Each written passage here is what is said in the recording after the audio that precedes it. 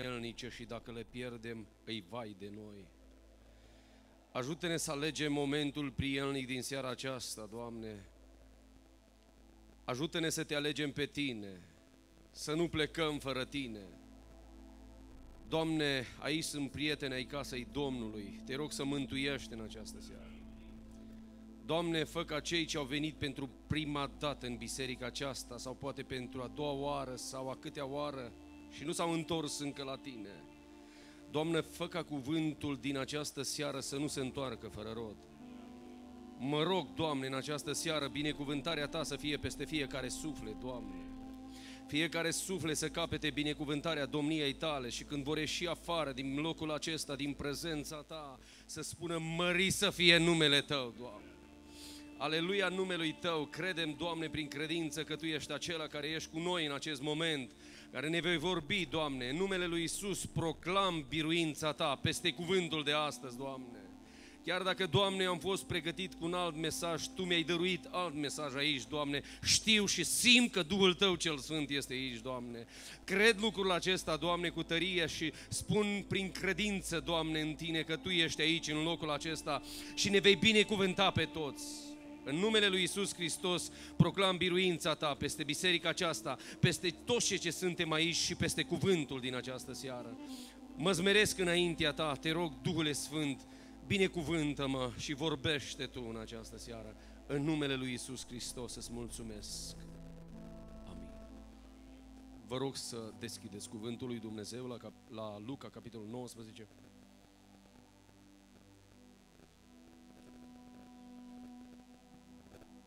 O 1014-1015, versiunea Cornilescu. Luca, capitolul 19, începând cu versetul 41.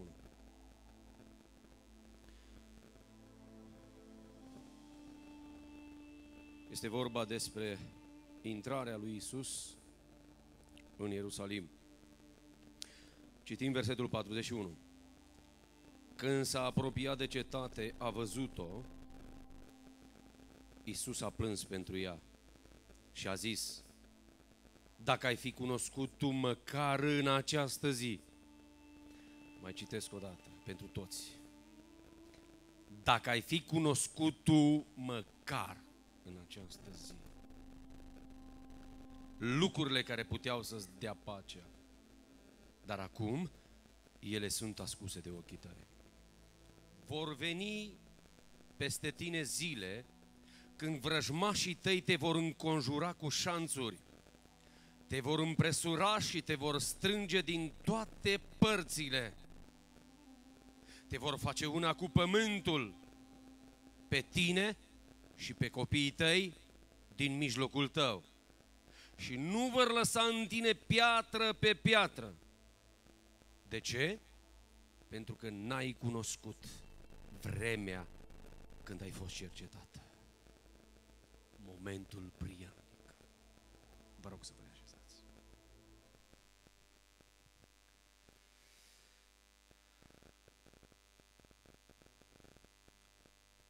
Mulțumesc pentru invitație. Dumnezeu să vă binecuvinteze.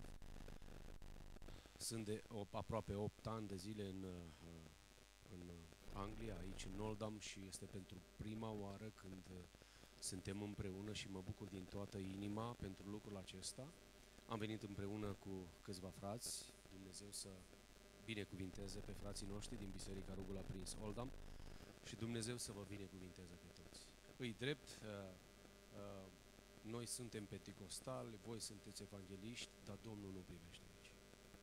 Domnul privește la inima omului. Când ne va cataloga Dumnezeu la sfârșitul vieții acesteia, nu ne va cataloga după denominațiunile pe care le avem, ci ne va lua după credința, măsura credinței și a trăirii cu Hristos împreună cât am trăit în viața aceasta. Și Dumnezeu să ne ajute să trăim pentru El, pentru cerul lui Dumnezeu. Și cineva să zică amin. Amin. Parcă ați fost penticostale acum. Slavă Domnului, Domnul să vă binecuvinteze. Așa mai merge. Știi, noi slujitorii, predicatorii și cred că și slujitorul dumneavoastră, când mergem într-o biserică, mai ales de prima dată, și când biserica reacționează la predică, biserica zice un amin, aleluia, noi ne bucurăm, ne deschidem inima. Da? Aceasta nu zic ca pe o încurajare, dar practic ne arătați zâmbetul dumneavoastră și ne bucurăm. Denotă aceasta că voi sunteți însetați după cuvântul lui Dumnezeu. Slăvit să fie numele Domnului. Fraților, pentru cei ce nu mă cunoașteți, mă numesc Vasile, păcătosul, dar iertat prin sângele lui Hristos. Mai e vreunul pe aici să ridice o mână? Slavă lui Dumnezeu! Mulți păcătoși iertați. Domnul să vă binecuvinteze. Oameni buni al lui Dumnezeu, în viață avem oportunități. Avem oportunități, știți bine că, înainte de a spune ceva, vreau să vă ridicați o mână. Cine a pierdut pentru măcar o dată în viață trenul sau autobuzul și a rămas în stație? Haideți! Wow! Toată biserica aproape! Oh, înseamnă că Domnul va vorbi în această seară. Nu e așa că ți-a părut rău? Nu e așa că îți veneai să-ți dai niște palme? Eu odată când am fost în Anglia, acum 9 ani prin Londra, nu numai că am pierdut autobuzul, dar m-am pierdut prin Londra. M-a luat somnul în autobuz, m-am trezit la capăt, nu mai știam să ajung înapoi și noroc cu un frate, fratele Gagarin, că ăla m-a condus, GPS-ul meu era și am reușit până la urmă să ajung înapoi în locul unde dormeam noi. Există în viața aceasta momente prielnice și momente neprielnice, adică cum ar fi, ai scăpat trenul, ai scăpat autobuzul, ai ratat ceva în viață, o afacere, ai ratat, știu eu, în căsătorie și încă probabil că te mai gândești la ea sau la el, ai ratat, știu eu, un moment prielnic să te duci la doctor și nu l-ai găsit acolo să te opereze. Ai ratat ceva în viață pe care îți pare rău, ai ratat ceva pe care te gândești toată viața ta, băi, dar cum am putut eu să ratez momentul ăsta? Era momentul vieții mele pe care nu-l puteam rata. Ai ratat, știu eu, la examen, la școală, la bac, ai dat chixuri, cum se zice pe românește, în viață și încă te mai frământă în viața ta. Sunt lucruri pe care încă ne mai frământă. Eu, sincer să vă spun, sunt lucruri în viața mea care îmi pare rău că nu am făcut lucrul acesta când trebuia. Spre exemplu, serios zic și îmi pare foarte rău că nu m-am pocăit la momentul cercetării mele, în momentul când eu aveam doar 15 ani, 14 ani, când am fost într-o adunare de penticostali și am simțit pe Duhul Sfânt la lucru, am simțit pe Dumnezeu la lucru acolo, m-a cercetat Duhul Sfânt, era momentul meu și am ratat și am stat încă vreo 14 ani de zile și am mai făcut cărămizi prin Egipt și fără paie.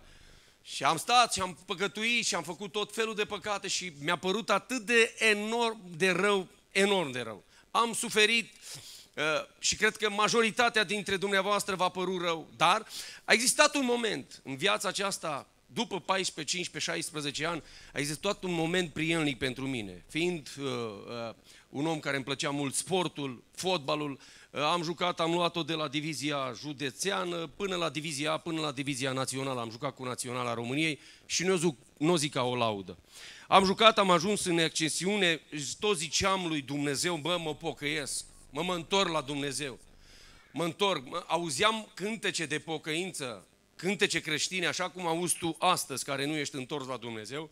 Și era momentul acolo, plângeam în mașină, eram singur, umblam singur, ani de zile mă duceam la orașele în care jucam fotbal și dormeam acolo în cantonamente, ani de zile plângeam, ani de zile, dar nu venea momentul încă să mă întorc la Dumnezeu, până într-o zi când Dumnezeu mi-a ieșit în cale. Într-o zi, când era ziua mea de naștere, 6 iulie, în 2003, m-am dus cu prietenii mei, am băut, ne-am distrat, am venit cu soțiile acasă să mai bem. Au venit niște oameni de la noi din sat și au început cu bătaia, degeaba peste noi, cu cuțitele, cu bâta.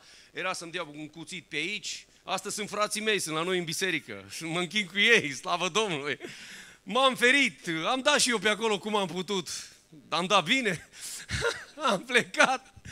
Am scăpat de acolo, slavă Domnului, da? Era să fiu mort, am fost tăiat cu cuțitul aici, m-am dus a doua zi, în fine, la medicul legist de la Galați, am vrut să le fac dosar, ei erau un neam mare pe care Toflea se temea de ei și am zis, bă, le fac dosar. În relație cu poliția care era în momentul acela și polițistul zicea, bă, fă-le dosar să scăpăm de ei, că-s prea răiește. Hai că le fac, gata, nu mi-era frică, că și eu aveam neam în spate. Și am zis, le fac dosar. Și în drum spre spital, Oamenii din mașina mea, prietenii din mașină, ziceau, băi, oameni buni, băi, noi ne pocăim. Băi, ne-a salvat Dumnezeu de la mare, noi ne pocăim. Dar eu nu ziceam nimic. Mi-era teamă de Dumnezeu să mai promit, că am promis prea de multe ori că mă întorc la El. Și în momentul când ne-am întors înapoi, ne-am oprit la Hanu Conache. Cine știe unde e Hanu Conache? Între Galați și așa, la micii ăia buni. Și ne-am oprit acolo să mâncăm, fraților. Și în seara aceea, când oamenii dădeau cu cuțitele în mine, vreau să vă spun că Dumnezeu a intervenit, a trimis pe îngerii Lui și m-a salvat din mâna lor, fraților. Erau mulți, foarte mulți. N-aveam nicio șansă să scap. Erau, cred că, cu 10-15 oameni, numai beți, cu bâtele, cu cuțitele. Așa era la noi în Toflea înainte. Acum nu mai e, slavă Domnului. Și au venit niște pocăiți în frunte cu fratele păstor Oniță, cu ceilalți, au venit de la, nu știu, din oraș cu soțiile lor, la o plimbare, la o prăjitură și Dumnezeu a îngăduit să vină exact în momentul când oamenii dădeau cu cuțitele, cu parul în mașină, când dădeau pe unde apucau. Exact în secunda aia. Și a venit unul dintre ei, dintre toți pocăiții care ineam cu mine, Mitică Ciucă, îl știți, bineînțeles, a venit direct la ei și a luat de acolo și oamenii au început să dea cu cuțitul să-l omoare pe el și eu, dați fraților că eu n-am nimic cu voi. Și am reușit până la urmă să scap, fraților. Am plâns, m-am dus să le fac certificat medico-legal. A doua zi, Dumnezeu a îngăduit să mi-l trimită pe păstorul bisericii, pe fratele Oniță, dacă îl știți. Și când a venit la restaurant, a început să vorbească din cuvântul lui Dumnezeu. Vă mărturisesc sincer, stăteam eu și Dumnezeu. Și îi ziceam lui Dumnezeu, m-ai prins. Gata, m-ai prins. Nu mai pot scăpa de tine. Mi-era drag de Iisus. Iubeam pocăința, iubeam biserica. Îmi plăcea cântările, îmi plăcea predicile. Dar îmi plăcea să rămân în mociri la păcatelor. Mă, și n-aveam tăria, n-aveam putere să mă întorc la El. Și acolo omul lui Dumnezeu, Oniță, a deschis cuvântul lui Dumnezeu și îmi vorbea despre Dumnezeu. Și în momentul acela când tot restaurantul era plin, m-am ridicat în picioare și am zis, frate Oniță, poți să-L mărturisesc pe Iisus ca Domn și Mântuitor în viața mea aici? Poți să mă pocăiesc aici în restaurant? Oamenii s-au uitat la mine și au zis, da frate, normal. S-au ridicat în picioare toți, era mai mulți la masă. S-a rugat pentru mine. Și toți prietenii mei, cei 5 care am fost în mașină după mine, s-au ridicat toți. Și toți s-au întors la Dumnezeu. Și astăzi toți suntem întorși la Dumnezeu. Ce vreau să vă zic cu lucrul acesta? Ai avut ocazii când ai ratat trenul. Nu e o problemă mare. Vine altul. Ai avut ocazii când ai ratat autobuzul. Nu e o problemă mare. A venit altul și va veni altul. În seara aceasta, dacă vei rata momentul cercetării tale, s-ar putea să nu mai vină altul. Că ziua de mâine nu știi dacă e a ta. Ziua de mâine nu știi dacă e a noastră, nu știm dacă e a noastră, de aceea Biblia spune vremea cercetării. Există o vreme. Biblia spune în Eclesiastul, capitolul 3, toate lucrurile de sub cer și-au ce? Vremea lor. Îi vremea însuratului, îi vremea bucuriei, îi vremea plânsului. În această seară îi vremea pocăinței. E vremea întoarcerii la Dumnezeu. Pentru că Dumnezeu spune în Fapte 17, Dumnezeu nu ține seamă de vremurile de neștiință. Nu mai ține seamă ce ai făcut dacă te vei întoarce la El din toată inima în seara aceasta. Nu ține seamă de vremurile de neștiință, ci poruncește când? Acum tuturor oamenilor de pretutindeni să se pocăiască, pentru că a rânduit o zi când va judeca omul după dreptate prin omul Iisus Hristos, Fiul lui Dumnezeu. Și de El nimeni nu poate scăpa. De judecătorul lumii acesteia putem scăpa, de parchet, de orice îi putem fenta. Pe Domnul Iisus nu-L poți fenta. Pentru că totul este gol și descoperit înaintea celui ce avem de face. De aceea, fraților, intrarea triumfală a Marelui nostru Iisus Hristos în cetatea Ierusalimului, cetatea cea sfântă, acolo când a intrat acolo, spune cuvântul lui Dumnezeu că ei îl așteptau, mare preoții știau că va veni cineva, dar n-au crezut că El e. Au văzut că are o putere supranaturală peste ei. preoții, farisei, cărturarii s-au pus la cale, să scape de el, să facă cumva. Deși unii dintre ei aveau așa o curiozitate în inima lor, hai să-l ascultăm. Să vedem ce zice omul ăsta, hai să-l prindem cu vorba, hai să vedem ce zice. Și când a intrat în templu, Iisus Hristos, fraților, a văzut acolo bișnițari, schimbători de valută, oameni care făceau business, tâlhari, negustori, necinstiți, furăciuni. În templu era toate lucrurile din astea lumești, numai Dumnezeu nu era acolo. Și când a ajuns acolo în cetatea aceea, spune că Iisus a plâns pentru cetatea aceea. Cum să nu plângă Iisus când vede starea deplorabilă a oamenilor de pretutindeni, oamenii care au uitat pe Dumnezeu, au uitat să-i mulțumească lui Dumnezeu, deși sunt binecuvântați, au de toate, dar au uitat să-L proclame pe Dumnezeu în viața lor. Și mi-am scris aici titlul predicii în această seară: vremea cercetării în ora ta. Pentru că s-ar putea ca o altă șansă să nu-ți mai fi dat. Pentru că ziua de mâine nu este a noastră. Evrei, capitolul 4, versetul 1, Biblia spune în felul următor: să luăm dar bine seama că atâta vreme cât rămâne în picioare făgăduința intrării în odihna Lui, adică să fim copiii Lui, nici unul dintre voi să nu se pomenească venit când? Prea târziu. Există o vreme, există un moment. Preoții și farisei au avut șansa să se întoarcă, dar ei n-au vrut. De aceea Ioan Botezătorul le spunea în felul următor. De aceea Ioan Botezătorul le spunea: pui de năpârci, duceți-vă mai întâi și faceți roade vrednice de pocăința voastră, apoi veniți de vă botezați. Ce credeți că botezul ne schimbă? Ce credeți că apa vă schimbă?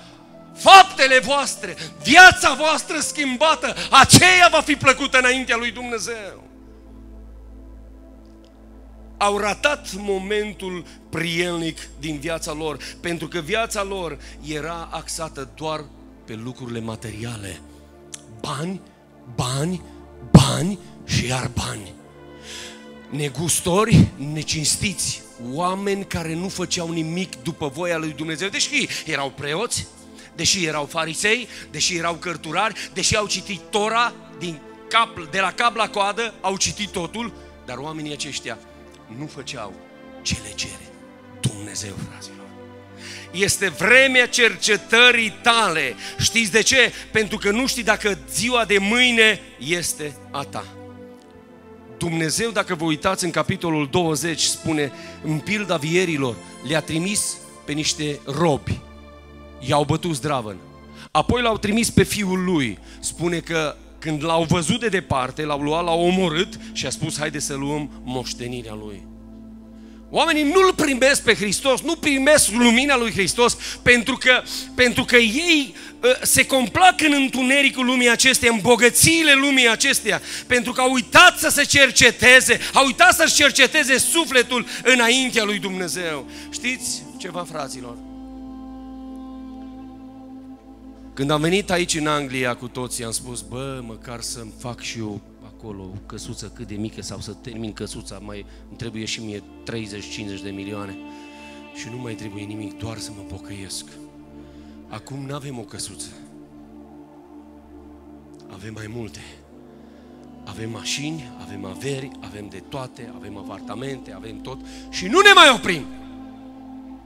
Facem promisiuni că ne întoarcem la Dumnezeu, că ne pocăim, fie pocăit, fie nepocăit. Că ne oprim din compromisuri, că ne oprim din probleme și tot nu ne oprim. Suntem ca omul din Luca 12, bogatul din Luca 12. Când Iisus Hristos le spune: vedeți să nu vă fure bogăția lumii acesteia, le spune.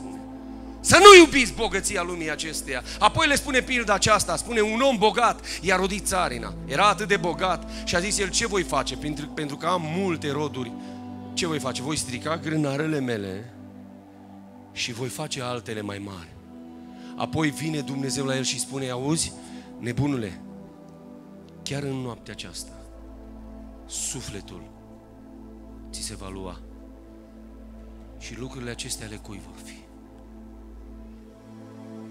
Ne axăm prea mult pe lumea aceasta, pe bogățiile lumii acestea, dar nu ne mai cercetăm viața noastră. Credem că sufletul îl putem odihni cu banii lumii acestea, cu averile lumii acestea, dar niciodată nu se poate odihni. Sufletul nostru se poate odihni doar și doar în prezența lui Dumnezeu. De aceea David spunea în Psalmul 63, sufletul îmi setează după Dumnezeu. Nu-ți poate umple golul din inima ta, din sufletul tău, niciun ban din lumea aceasta, oricât de mulți bani ai avea. Singurul lucru care îți poate umple golul din inima ta este prezența lui Dumnezeu în viața ta. Important este ca în seara aceasta să ne cercetăm fiecare dintre noi și să vedem cam unde suntem. Pentru că dacă nu ne cercetăm noi, e foarte posibil să ne cerceteze Dumnezeu. Și când ne cercetează Dumnezeu, ne cercetează pentru binele nostru. Dar știi cum ne cercetează Dumnezeu? Ne mai trece printr-un necaz, o lipsă, o boală, o problemă, ca cumva noi să ne îndreptăm privirea spre cer. Ca cumva, Biblia spune, Psalmul 46, cu versetul 10, frâna lui Dumnezeu. Opriți-vă! Și să știți că eu sunt Dumnezeu. Măi, omule, mai oprește-te din fuga ta. Mai oprește-te din alergarea ta. Mai oprește-te. Fraților, vreau să vă mărturisesc ceva ce s-a întâmplat la noi în biserică. Mă doare inima să spun. Asta eu o spun. Măi, oameni buni, a scăpat Dumnezeu pe un om de la COVID și a scăpat pe mulți. Apropo, câți dintre voi ați fost bolnavi de COVID? Ridicați o mână. Ai simțit mâna lui Dumnezeu că te-a salvat Dumnezeu? Slavă lui Dumnezeu. Măi, oameni buni, o lună de zile, nu știu cât a fost în spital, 2, era mort. Un băiat de aici, nu știu câte șanse, foarte mici procentaje, 3% dacă nu greșesc, avea să mai trăiască. Aici în Oldham. Și am trimis pe cineva, băi, du-te la medici acolo și vorbește cu ei și spune că aducem poliția peste ei. Spune că te-a trimis păstorul bisericii și că are relații aici cu multă poliție. Nu știu, cunosc și eu un polițist. Și aduce poliția peste voi. Mă, și când au zis așa, seara l-au sunat, mă, au crescut șansele la 15%. Oh, super! A doua zi la 30%. Bă, dacă ajunge la 40%, scapă. O ajuns la 100%, o scăpat. Mă, oameni buni, îl aștepta sicriul. Dar știți ceva? Era pocăit și astăzi nu-i mai. Și pentru ce să te salveze Dumnezeu? Pentru ce să-ți dea Dumnezeu viață? Să-L slăvești pe diavolul? Să stai cu diavolul în lumea aceasta, să bei, să fumezi? Să faci lucruri care nu-s după voia lui Dumnezeu? Care-i mulțumirea ta față de Dumnezeu? Care-i mulțumirea ta în această seară față de Dumnezeu? Nu uita, există un moment al cercetării tale. Poate că mâine nu va mai fi. În seara aceasta e momentul tău. E momentul nostru să ne cercetăm, pentru că Dumnezeu uneori ne trezește prin pandemia asta. Cu tremure, tsunami, războaie, boli incurabile.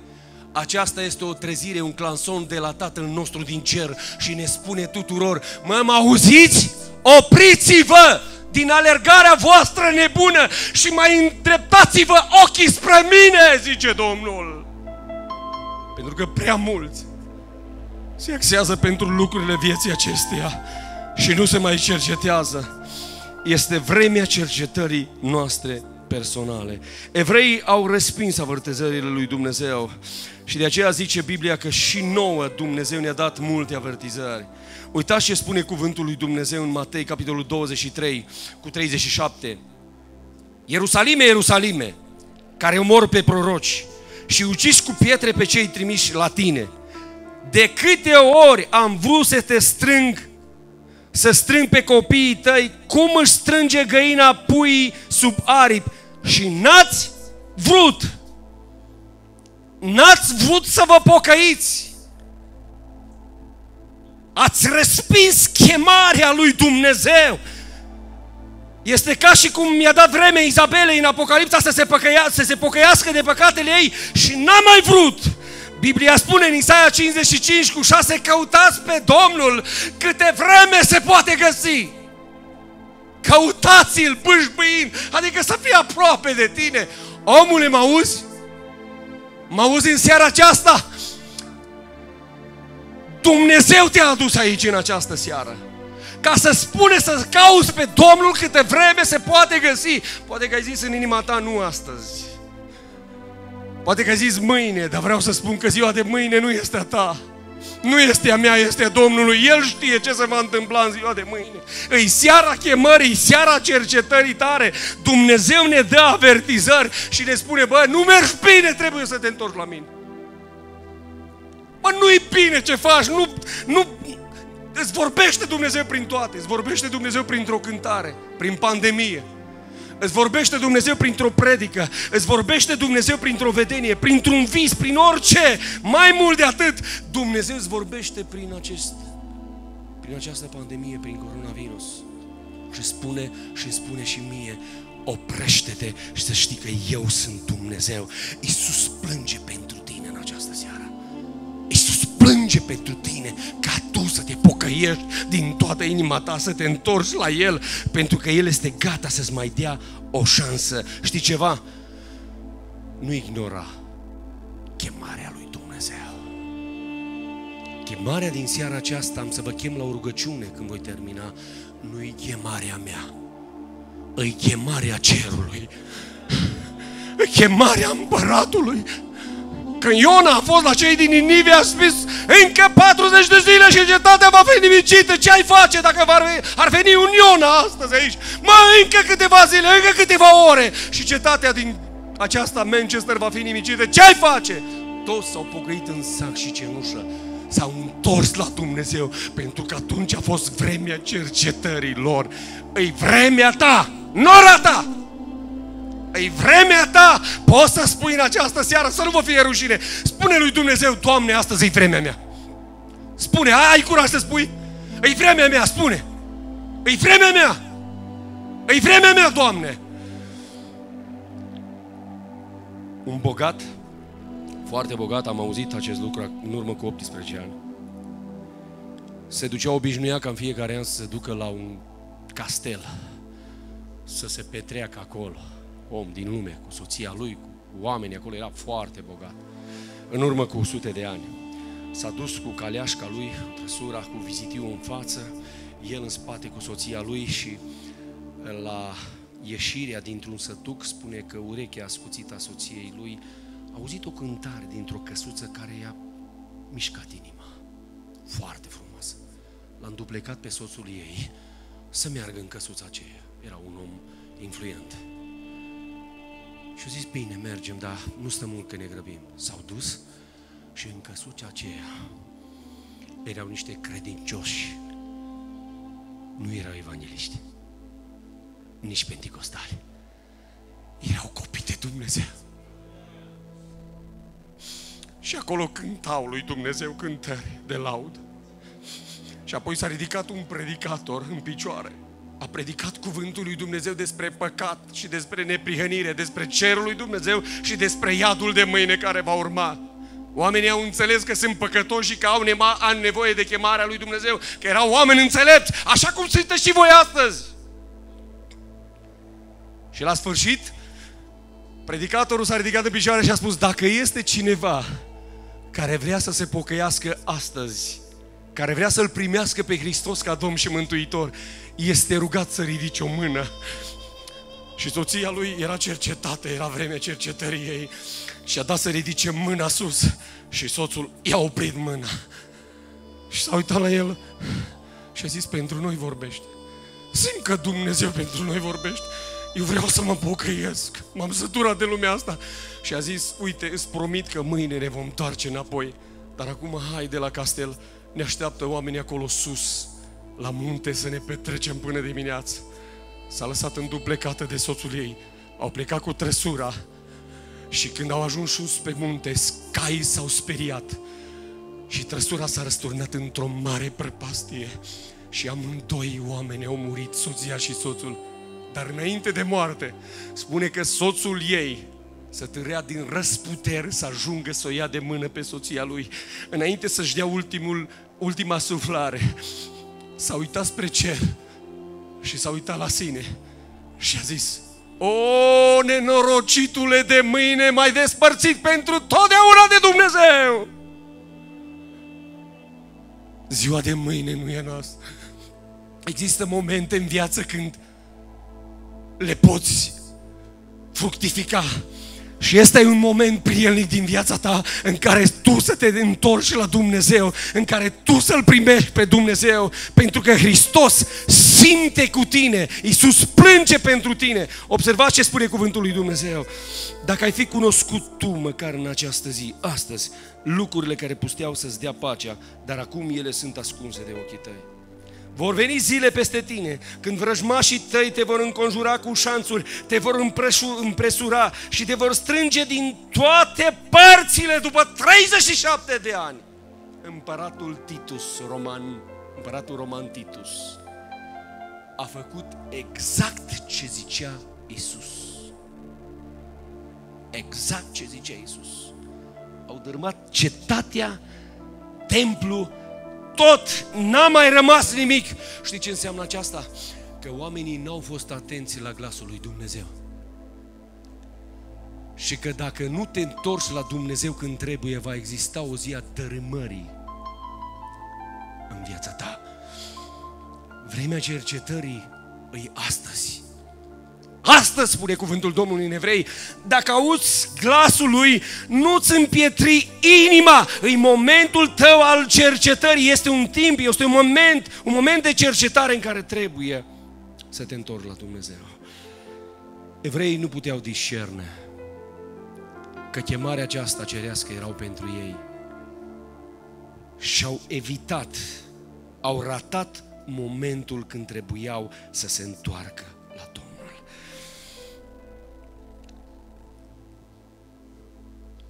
Câți dintre dumneavoastră ați auzit de Nebucanețar? Ați auzit, da? Un om pe care până la urmă tot de Dumnezeu a fost pus. Omul acesta se complăcea în păcatele lui.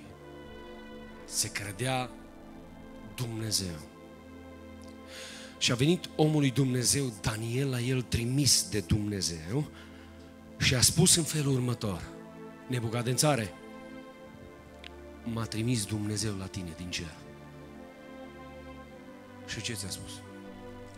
Mi-a spus în felul următor: pune capăt păcatelor tale, rupi-o cu nelegiuirea și ai milă de cei săraci și poate că Dumnezeu se va îndura de tine. Și în această seară Dumnezeu ne zice nouă: rupe-o cu păcatul, oprește cu păcatul și întoarce-te la Dumnezeu, pentru că harul lui Dumnezeu ne învață să o rupem cu păgânătatea și cu poftele lumești și să trăim în veacul acesta care mai avem de trăit în cupătare, dreptate și evlavie față de Iisus Hristos. Și cine este de acord să zică amin la lucrul acesta. Rupe-o cu păcatele tale, e momentul să te întorci, e avertizarea lui Dumnezeu din cer. Dacă ne-ar pedepsi Dumnezeu în momentul acesta,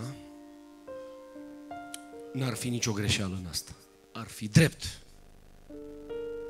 Ar avea dreptate să ne pedepsească pentru fără de legile noastre și pentru păcatele noastre. Știți ce zice Biblia?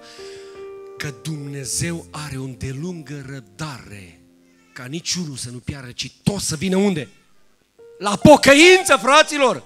E vremea pocăinței! Și Psalmul 103:10 spune: El, Dumnezeu, nu ne face după păcatele noastre, nu ne pedepsește după fără de legile noastre, ci cum sunt de sus cerurile față de pământ, așa este de mare bunătatea Domnului față de cei ce se tem de El. Oamenii care sunt conștienți de lucrul acesta, oamenii care îți conștientizează starea deplorabilă a păcatelor lor, a compromisului, a depărtării de Dumnezeu, aceea îl acceptă pe Hristos ca Domn și Mântuitor în viața lor și trăiesc pentru împărăția lui Dumnezeu, trăiesc pentru cerul lui Dumnezeu. O, dacă ai fi cunoscut tu momentul cercetării, pentru că n-ai cunoscut vremea cercetării, când ai fost cercetat, adică momentul prielnic. Isaia, capitolul 5, zice Dumnezeu, inspirat omului Dumnezeu Isaia, ce-aș mai putea face viei mele și nu i-am făcut? Am împrejmuit-o cu un gard, i-am pus în mijlocul un turn, i-am dat boabele vița cea mai bună și în loc să facă struguri buni, a făcut struguri sălbatici. Dumnezeu ți-a dat totul. Ți-a dat haine, ți-a dat mâncare, ți-a dat sănătate, ți-a dat bani, ți-a dat copii, ți-a dat soție, ți-a dat soț sănătos. Ce să-ți mai dea Dumnezeu să te pocăiești? Vrei să-ți dea Dumnezeu o boală? Vrei să-ți dea Dumnezeu un cancer? Vrei să-ți dea Dumnezeu o problemă? Dumnezeu nu vrea asta. Dumnezeu nu vrea moartea păcătosului, ci El să se întoarcă din dragoste la El. Îi timpul. Nu pierde trenul. Ai pierdut destule. Ai pierdut destule ocazii în viața ta. Îi timpul. Îi momentul. Ieremia, capitolul 2 cu 13 spune: căci poporul m-a părăsit pe mine, izvorul apelor vii, și și-au săpat puțuri crăpate care nu țin apa. Bogăția ta nu te ține. Averea ta, mașinile tale, apartamentul, casa nu te ține. Cine te ține este apa adevărată care este izvorul Iisus. Doar El ne ține. În mâna Lui nu ne pierdem.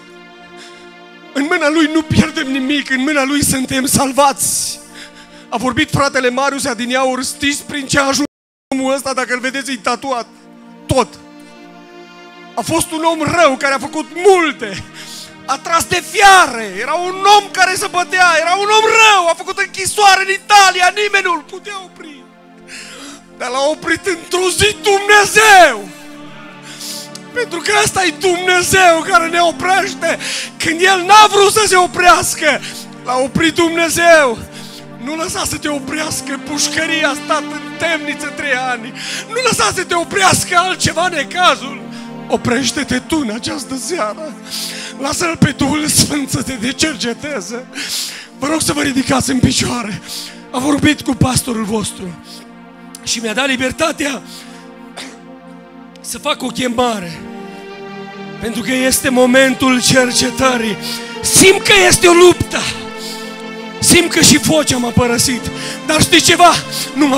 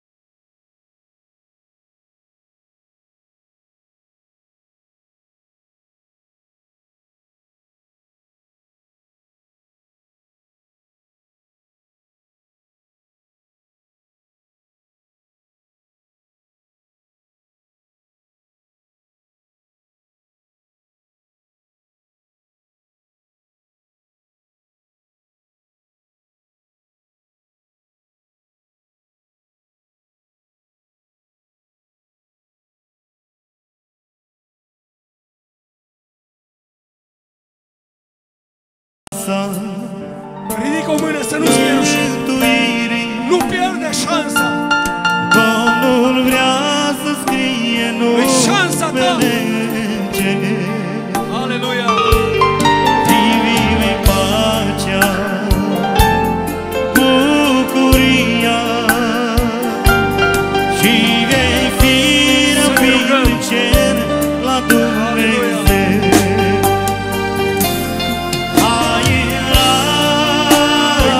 Cercetării. Ce mai stai? E vremea întoarcerii la Dumnezeu.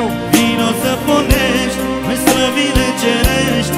Hai în rai, hai în rai. Ce mai stai? Vino să pornești, în slăvile cerești. Hai în rai.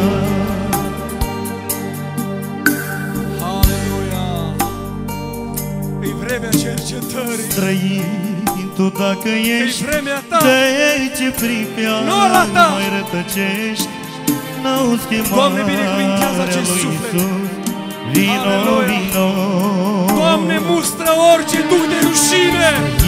Pocăiții să Tu se dacă roage. ești, E o de ce luptă. pripea Hristos mai este Cel care rătăcești? miluiește. N-auzi chemarea Aleluia. lui Iisus. Hristos te-a adus Vino, aici. vino. Vino la El, vino la Iisus.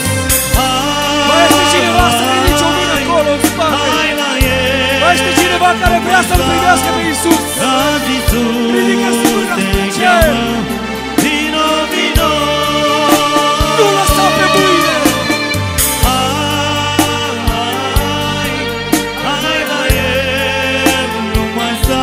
Te așteaptă Azi Iisus. Iisus te cheamă. Vino, vino. Oricând sus pe calvar, Iisus și-a dat viața în dar. De aceea te întoarce iar. Vino, vino.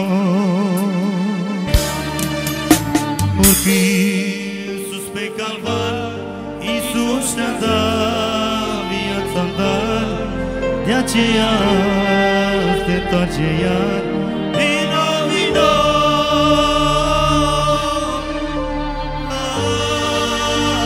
Aleluia. Hai la El. Te așteaptă cerul. Ura ta. Astăzi este ziua ta. Vino, vino. E momentul tău. Întoarce-te la El. Nu mai sta. Aleluia. Vino, vino. Aleluia.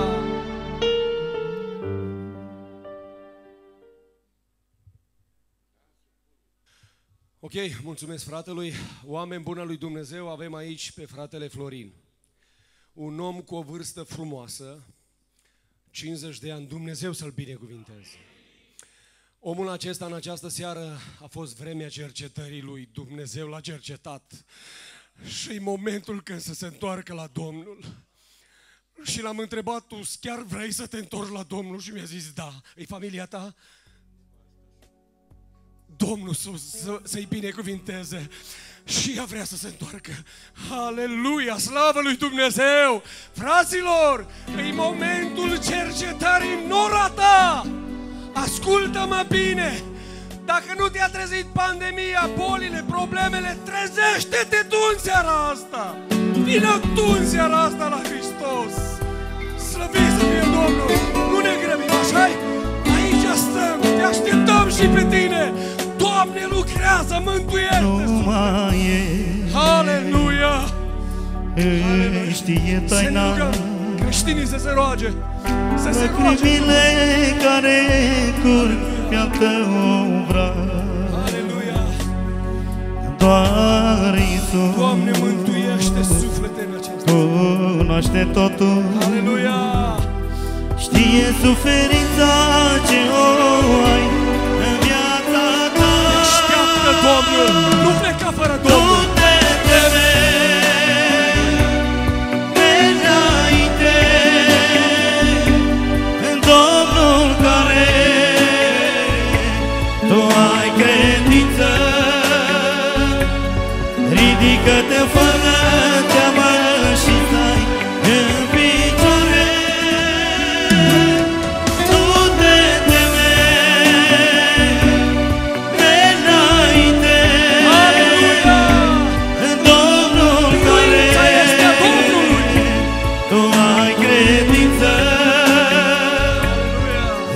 ridică-te fără teamă și stai. Te așteaptă cerul.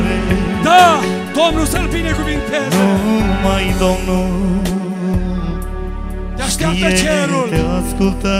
Mai sunt suflete pe aici. Numai El îți sterge Apropo, lacrimile să nu sigur. de pe obraz. Câți pocăiți sunt aici? Oameni întorși la Dumnezeu. Ridicați mâinile sus. Haideți. Toți, toți. Asta mi-a spus Domnul să fac. Acum lăsați mâinile jos. Și cei care nu sunt pocăiți acum, să ridice mâna. Haideți, ridicați. Oh, sunt mulți. M-a prins Duhul Sfânt aici. Te așteaptă cerul. Rămâi cu mâna ridicată. Te așteptăm. Te așteptăm. Te așteaptă cerul. Te așteaptă Dumnezeu. Aleluia. Ridică-te fără teamă și stai în picioare. Nu te teme, mergi înainte în Domnul care tu ai credință. Ridică-te fără teamă și stai în picioare. Mai este cineva? Mai este cineva? Nu ne grăbim. Mai este cineva? Poate că e ultima chemare. Te așteaptă cerul. E seara ta specială de întâlnire cu Dumnezeu. Nu mai sta ascuns. Întoarce-te la El. Numai Domnul Mai este cineva? știe să alină. Nu plecăm până când nu te În întorci. clipele grele El veghează asupra ta. Da, știu că ești cercetat. Știu că ești cercetat. Doar-l Te așteaptă, poate, da, tinere, da. frate, să te înalțe peste munți și valuri. Dacă Cu mai este cineva, ești biruitor. Așteaptă cerul, da. Nu te Vino la Iisus. Vino la Iisus. Vino la Iisus. Vino la Iisus. Domnul care tu ai credință. Ridică-te fără teamă și stai în picioare. Nu te teme, mergi înainte în Domnul care tu ai credință. Ridică-te fără teamă și stai în picioare. Toți cântăm împreună. Nu te teme. Aleluia! Te așteaptă Iisus. Te așteaptă Iisus. Iisus este Domnul vieții. E Mântuitorul tău. Ai credință în Dumnezeu. Ai credință în Dumnezeu.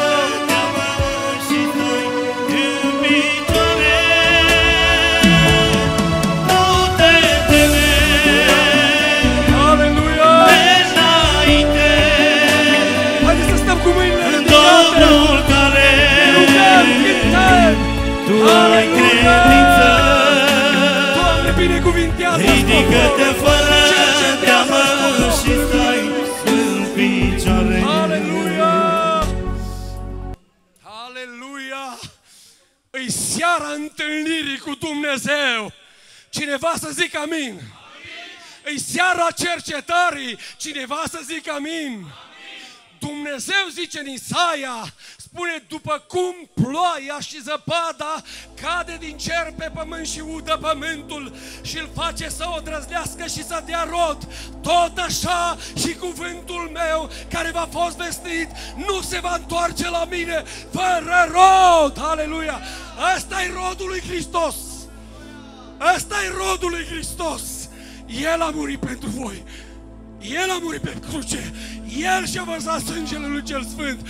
Poate cineva să laude pe acest Dumnezeu? Slăvit să fie numele lui Dumnezeu. Oameni buni al lui Dumnezeu, vă mărturisesc înaintea Domnului. Florine, vină încoace. Ai fost omul care ai spart gheața în această seară, pentru că mie Dumnezeu mi-a zis în inimă că sunt mulți fi oameni aici care le e rușine să vină în față. Dumnezeu să te binecuvinteze și să-i binecuvinteze pe toți. Să nu vă fie rușine să veniți la Hristos, să vă fie rușine când păcătuiți, când vă depărtați de Dumnezeu. Astăzi e vremea întâlnirii cu Dumnezeu. Frate slujitor, nici nu mai știu ce e aici, care sunt pocăiți, care sunt nepocăiți. Vreau să ridice o mână cei ce vrea să pocăiască pentru prima dată. 1, 2, 3, haideți! Care mai e? 4, care mai e? Pocăiți, care vor să se pocăiască. 4. Vino în față, te rog. Aici. Cine a fost? Tu, Florine? Soția ta? Loredana, parcă? Crina? Loredana? Nicoleta? Sorry, iartă-mă. Frate Florin, pentru că fratele păstor mi-a dat libertate, eu te întreb înaintea cerului, înaintea lui Hristos, înaintea bisericii lui Hristos, de bunăvoie și neținit de nimeni, vrei să trăiești cu Hristos? Da. Aleluia! Până când te-ai hotărât, frate Florin, să-L slujești? Până la viață de mult. Aleluia! Se merită să-L aplaudăm pe Dumnezeu! Aleluia! Crina, ești soția lui Florin, Irina. Irina, te întreb, cred că cea mai mare întrebare din viața ta. Vrei să slujești pe Hristos? Da. Până când? Până la viața de moarte. Aleluia! Te întreb înaintea Domnului. Coleta, te întreb înaintea Domnului, înaintea mulțimii Sfinților lui Dumnezeu. Vrei să-L urmezi pe Hristos? Da. Până când? Până la moarte. Aleluia! Slavă Domnului! Cine mai era? Tu. Cum te numești? Damas. Domnul să te binecuvinteze. Vrei să-L urmezi pe Domnul din toată inima ta? Da, vreau. Până când? Toată viața. Toată viața. Cine mai e care n-a fost pocăit niciodată? Ok. Îi vreau pe cei care pentru prima oară îi vreau să așeze în genunchi aici. Și dacă vreți și voi să vă așezați, nu mă supăr. Voi vreți o reînnoire a legământului, amin? Doamne, uită-te la ei. Doamne, oamenii ăștia vor să se întoarcă la Tine cu toată inima lor. Doamne, cercetează și iartă-i. Noi ne vom ruga cu toată biserica, timp în care frații vor cânta Domnului. Îl invit pe fratele pastor să se roage împreună cu mine, cu punerea mâinilor, să ne rugăm. Doamne, cercetează, iartă și binecuvintează, dacă mai sunt slujitori, să vină să ne rugăm împreună și frații să cânte lui Dumnezeu. Tată cer...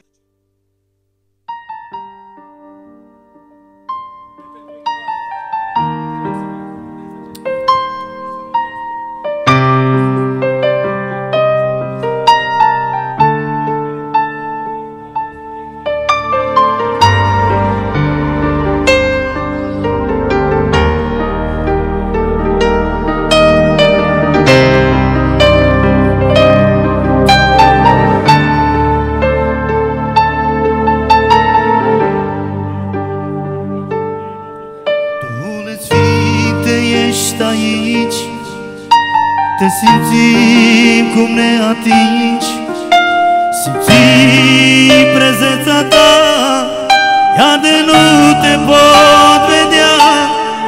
Duhul Sfinte, ești aici, te simțim cum ne atingi, simțim prezența ta, iar de nu te pot vedea și-ți cânt mereu.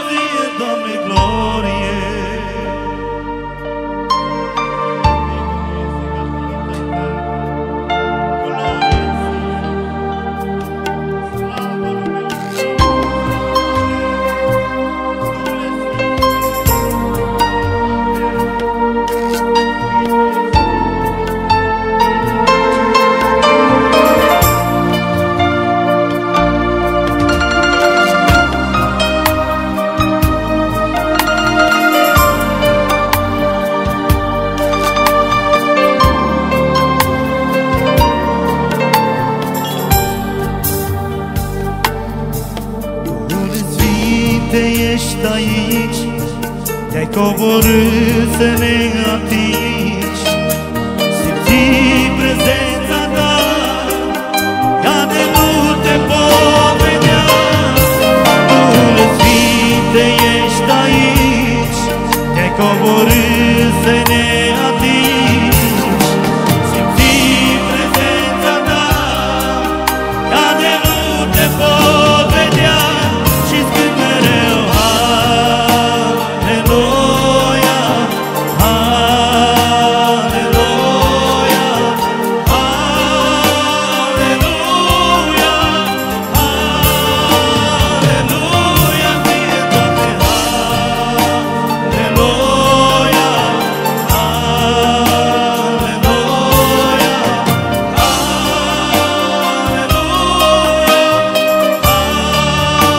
Aleluia, fie Doamne, Aleluia,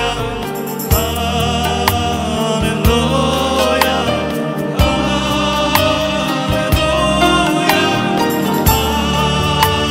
Aleluia, fie Doamne, Aleluia,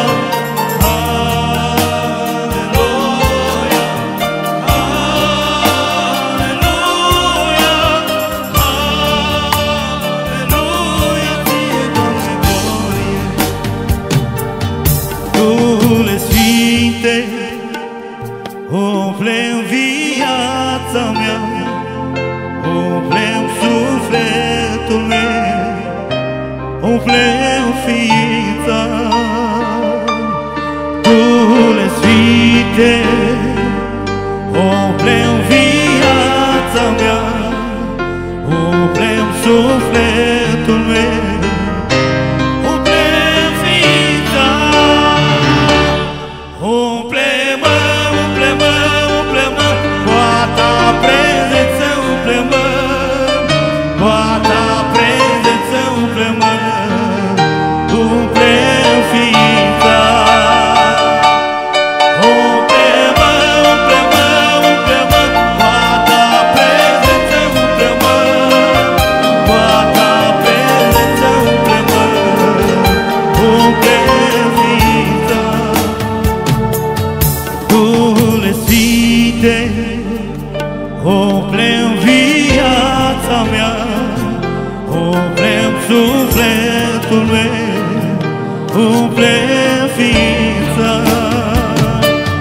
Duhule Sfinte, umple-mi viața mea, umple-mi sufletul meu, umple-mi ființa. Umple-mă, umple-mă, umple-mă, cu a ta prezență, umple-mă, cu a ta prezență, umple-mă, umple-mi ființa. Umple-mă, umple-mă, umple-mă, cu a ta prezență, umple-mă, cu a ta prezență, umple-mă, umple-mi ființa. Umple-mă, umple-mă, umple-mă, cu a